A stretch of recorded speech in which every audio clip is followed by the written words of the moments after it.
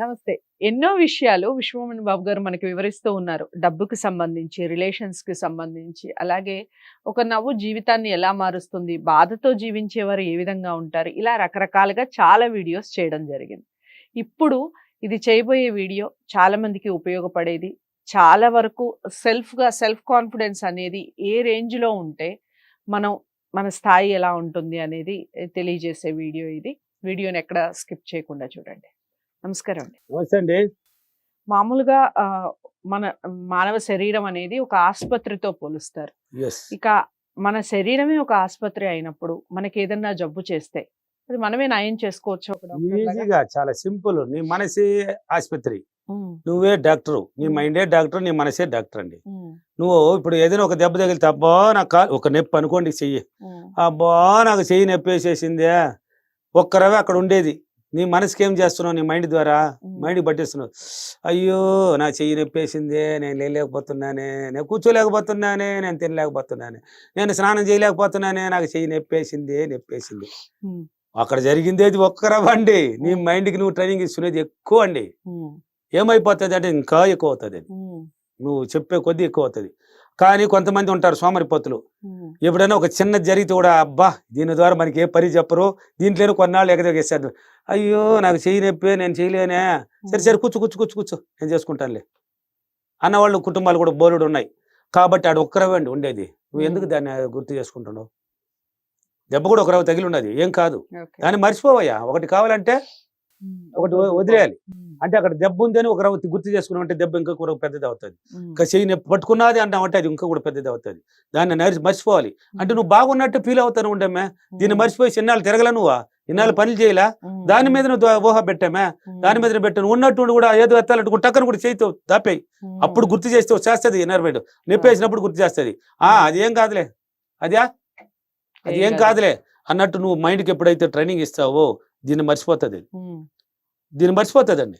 నీ మైండ్ ద్వారా ఏదైతే ఆలోచిస్తూనే ఉంటావో అది ఇంకా పెరుగుతూనే ఉంటుంది. అక్కడ దెప్పు ఉంది, అక్కడ గాయం ఉంది, శరీరంలో ఇలా పార్ట్స్ పని చేయలేదు, ఇలా లేదు అనేసి దాన్ని గుర్తు పెట్టుకుంటా ఉంటే అది ఇంకా పెరుగుతూనే ఉంటుంది. అది గుర్తు చేస్తూనే ఉంటుంది ఎన్ఆర్ మైండ్. మళ్ళీ గుర్తు చేస్తూనే ఉంటుంది. అబ్బా నా వల్ల కాలేదు అనేసి పోతూనే ఉంటావు. ఇంకా ఎన్నాళ్ళు పోతావు ఇలా? దాన్ని చూడు, కొంచెం ట్రై చేసి చూడమే. కొన్నాళ్ళు ఏదైనా ఆనందకరమైనది అంటే ఇది మర్చిపోవాలంటే కొన్ని కావాలి మనకి. డైరెక్ట్ మరవలేవు. ఉల్లాసమైంది ఎక్కడైనా టూర్లు పోయిందో, లేక నువ్వు భార్య భర్తలు హ్యాపీగా ఉన్నదో, లేదేదో ఉంటాయి మీకు. అయితే గుర్తు చేసుకొని ఆనందంగా చూడు. లేదు ఒక పక్కన బాధపడుతూ అలా ఆనందకరమైనవి ఇక్కడ దీన్ని మర్చిపోవాలి. ఏం ఒక్కరవే కదా నొప్పి, చిన్న దెబ్బలే కదండి. నొప్పి పుడుతుంది కదండి. నొప్పి పుడితే కూడా ఏం కాదు అది. ఏం నొప్పి, కొంచెం కామెడీ పెట్టుకొని చూడా. ఈ నొప్పిని మర్చిపోయి నవ్వుతుంటావు. టీవీ పెట్టేయి. ఈ నొప్పి ఎప్పుడు పోయింది నీకే తెలియదు, నవ్వుతూ ఉంటావండి. అది ఆనందంగా నవ్వుతూ ఉంటావు. అందరూ చూస్తారు ఏంది నొప్పని ఆడస్తున్నది ఎప్పుడు నవ్వుతున్నది అనేసి. ఇది మర్చిపోయినావు, దాన్ని నవ్విస్తున్నది నీ ఇన్నర్ మైండ్. తర్వాత అందరూ ఎవరిని గుర్తు చేస్తే అబ్బా అబ్బా నొప్పి అనేసి నువ్వే తడుకుంటావు. మళ్ళీ అప్పుడు గుర్తు చేసినారు కాబట్టి అప్పుడు నొప్పి తెలుస్తుంది. ఇప్పుడు మీరు చెప్పిన టెక్నిక్ పిల్లల్లో బాగా కనిపిస్తుంది. పిల్లలే కాదండి, పెద్దవాళ్ళు కూడా ఉందండి, బ్రహ్మాండం చేసుకోవచ్చండి. పిల్లలు కూడా మామూలు పిల్లలే కాదు, నువ్వు అందరూ చూస్తున్నావు, లైవ్ లో చూస్తారు, అందరి ఇంట్లో కూడా జరుగుతున్నాయి. నువ్వు మర్చిపోతావు అండి దాన్ని. అందుకే ఒకటి కావాలంటే ఒకటి వదులుకోవాలనేది. ఇప్పుడు ఇది మరవాలంటే నీకు ఇంకొకటి కావాలి, ఇంకొకటి దాని మీద ఆలోచన పెట్టాలంటే డైరెక్ట్ పోలేదు కొంతమందికి. అందుకే కామెడీ గిమిడి పెట్టుకో, నవ్వుకుంటా ఉండు కొంచెంసేపు, తట్టుకో, చదువు తట్టుకో, ఊరికే నవ్వు. కొంచెంసేపు తెలియకుండా నీకు నచ్చింది ఏదో ఒక సినిమా కూడా పెట్టుకో, చూస్తూ ఉండమ్మా. ఇది ఎప్పుడు మర్చిపోయినా నీకే తెలియదు, అక్కడ సీన్ మాత్రం గుర్తుపెడుతుంది. అబ్బా ఏం జరగపోతుంది, అబ్బా వచ్చేసినట్రా, ఫైట్ రా, ఇప్పుడు ఫైట్ రా, అబ్బా సాంగ్స్ భలే ఉందిరా, ఇది ఎక్కడ పోయింది చెప్పా.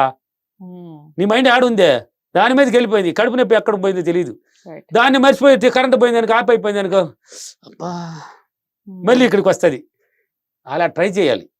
మనం డాక్టర్ ఎవరో కాదు, నీ మనసే డాక్టర్, ఎవరో కాదు నీ మైండే. నువ్వే డాక్టరు, నీలో ఉంది ఆ గుణాలు. దాన్ని గుర్తు చేసుకోకండి. గుర్తు అనేది కొంచెం మర్చిపోండి. సార్ నాకు ఎక్కువ బాధ ఉంది, ఉంటుంది, కొన్నాళ్ళు ఉంటుంది, లేదని లేదు. ఒక రోజుకంతా నయం కాదు అది. కొన్నాళ్ళు నీ మైండ్ని ఇలా వాడినామంటే అది ఆటోమేటిక్ వెళ్ళిపోతుంది. చూడండి, మొన్నే మీరు అన్నదానికి ఎగ్జాంపుల్ ఇంతకుముందు కూడా చెప్పాను.